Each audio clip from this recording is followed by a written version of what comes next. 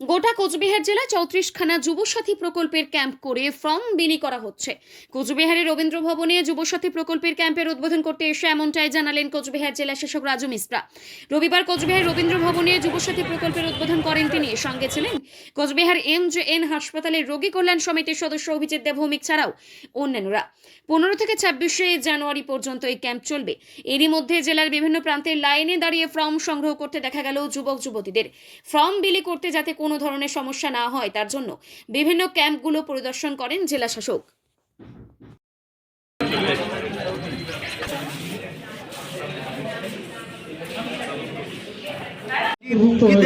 আমাদের এখানে গোটা জেলায় আপনারা জানেন মাননীয় মুখ্যমন্ত্রী আমাদের নতুন প্রকল্প স্টার্ট করেছেন। তো সেখানে আমাদের 3টে মেন আমরা ক্যাম্পগুলো করে রেজিস্ট্রেশন করছি। একটা আমাদের যে লক্ষ্মী ভাণ্ডার স্কিম, তার সঙ্গে আমাদের যে নতুন স্কিম হয়েছে যুবসাথী, আর আমাদের যে চাষি ভাই বোনরা আছে যারা ল্যান্ডলেস লেবাররা আছেন ওনাদের জন্য স্কিমগুলো স্টার্ট করা হয়েছে। তো ওদের ফর্মগুলো আমরা নিতে স্টার্ট করেছি। কোচবিহার জেলায় আমরা টোটাল 34খানা ক্যাম্প করছি, আর এই 34 জায়গায় আমাদের ক্যাম্প আপনাদের আজ থেকে শুরু হয়েছে, আর এটা 26 তারিখ পর্যন্ত কন্টিনিউ করবে। তো যুবসাথী প্রকল্পে আপনারা জানেন যারা 21 থেকে 40 বছর মধ্যে পড়ছেন আর যাদের মাধ্যমিক পাস বা তার থেকে ওপর কোনো সার্টিফিকেট আছে ওনারা জমা করবেন।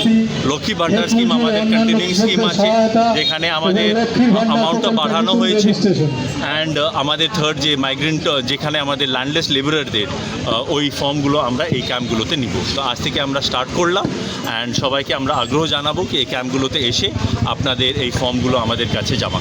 স্যার, এটা কি প্রতিদিনই চলবে? তো এটা আমাদের প্রত্যেক দিনে চলবে, সানডে ছাড়া, আগাম সানডে ছাড়া এটা প্রতিদিনই। যারা আজকে অনুপস্থিত তারা পরবর্তীতে কিভাবে তাদের এখানে চলে আসবে, এখানে প্রতিদিন ক্যাম্প চলবে। কটা থেকে কটা পর্যন্ত চলবে? এটা আমাদের ভোর 10টা থেকে সন্ধ্যা 5টা পর্যন্ত।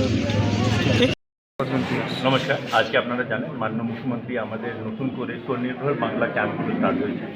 আমাদের গোটা কোচবিহারে 34খানা ক্যাম্প চলছে।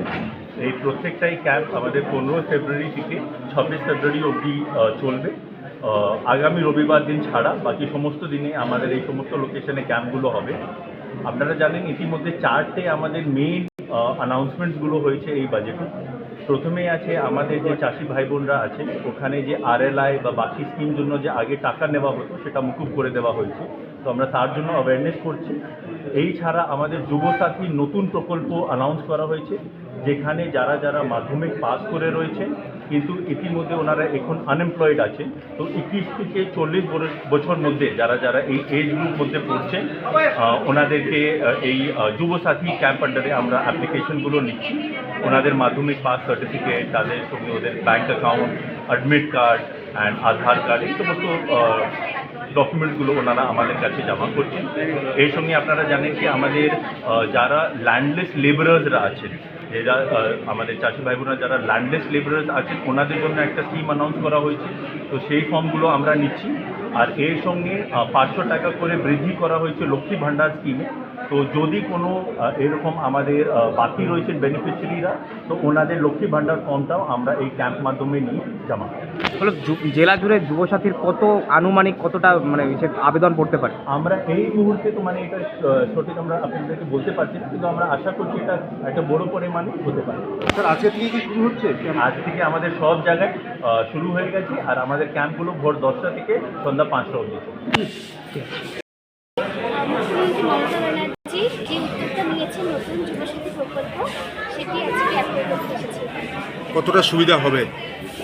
আমাদের মতো যুবকদের জন্য তো ভীষণ সুবিধা হবে। যারা এখনো পর্যন্ত চাকরি বাকরির জন্য চেষ্টা করছি কিন্তু আমি পাইনি, তাদের জন্য অনেক উপকার হবে এই প্রকল্পটা। তোমার নাম? আমার নাম অঙ্কিতা সুজা। আমাদের আপনারা জানেন যে যুবসাথী প্রকল্পের শুভ সূচনা আজকে হলো। আমাদের কুচবিহারের বিভিন্ন বিধানসভা কেন্দ্রে একাধিক সেন্টার করে ক্যাম্প করে এই ফর্ম ডিস্ট্রিবিউট হচ্ছে এবং পরবর্তীকালে এই ফর্ম জমা নেওয়া হবে। যারা যুবক যুবতীরা আছেন তারা প্রত্যেকেই 40 বছর কমপ্লিট যুবক যুবতীরা তারা প্রত্যেকে এই ফর্ম জমা করতে পারবেন। তারা মাসে একটা 2,000 টাকার একটা অনারিয়াম তারা পাবেন আগামী 5 বছর, যাতে নিজেদেরকে তারা আগামীদের যে ডেস্টিনেশন সেই পর্যন্ত যাতে পৌঁছাতে পারে। একটা বেকার যুবক চাকরির জন্য দরখাস্ত করতে গেলে বা একটা চাকরির কম্পিটিশনে বসতে গেলে, তাকে দুটো পরীক্ষা দিতে গেলে তার যে খরচ, ব্যয়ভারের জন্য অনেক সময় অনেক অ্যাপ্লিকেশন করেন না। এই জায়গাগুলো মাননীয় মুখ্যমন্ত্রী পাশে এসে দাঁড়িয়েছেন যে তোমরা সমস্ত জায়গায় নিজেদেরকে তুলে ধরো, তারপর নিজেদের যোগ্যতা অনুসারে চাকরি যাতে তারা পেতে পারে। তার জন্য যুবসাথী প্রকল্প, যাতে যুবকদেরকে এই সহায়তা সরকার দিচ্ছে, তারা যাতে কোনো কম্পিটিশন থেকে পিছিয়ে না যায়। এটা চাকরি না, বেকার ভাতা হিসেবে নয়, এটা দেওয়া হচ্ছে যে যুবকরা যাতে নিজেদেরকে তুলে ধরতে পারে। একটা ভালো অ্যাথলেট ইউথ, সে যদি তার স্পোর্টস অ্যাক্টিভিটিস করতে থাকে, তো তার যে ফুডিংস দরকার সারাদিনে, সেটাও সে পায় না। আর বিএসএফ আর্মিতে পরীক্ষা দেবে, পুলিশে দৌড়াবে, তার জন্য যে তার প্রয়োজনীয়তা সেটাও সে মেটাতে পারে না। এই সব জিনিসগুলোর দিকে চিন্তা করে মাননীয় মুখ্যমন্ত্রী এই প্রকল্প চালু করেছে। রবীন্দ্র ভবন ছাড়াও কোচবিহারে আর রবীন্দ্র কোথাও ভবন হচ্ছে? এবং পঞ্চানন ভবনে হচ্ছে, কুচবিহার দক্ষিণ কেন্দ্রে পঞ্চায়েত সমিতির ব্লক অফিসে হচ্ছে, চিলকিরহাটেও হচ্ছে, আমাদের যেটা মহামারী অঞ্চলে সেখানে হচ্ছে। দাদা, শহরের ক্ষেত্রে যে দেখা যাচ্ছে যে প্রত্যেক দিন 200 বা 300 করে ওয়ার্ড হচ্ছে, সেই জায়গায় দাঁড়িয়ে যারা অনুপস্থিত, মানে যারা আসতে পারছে না, তারা পরে আসতে পারবে, কোনো অসুবিধা নেই। যে কোনো ক্যাম্প থেকে ফর্ম কালেক্ট করতে পারবে, জমা করতে পারবে। আর রবীন্দ্র ভবনে কোন কোন ওয়ার্ডের হচ্ছে কোচবিহার শহরে? এখানে এই মুহূর্তে এখানে হচ্ছে 17, 18 ফুট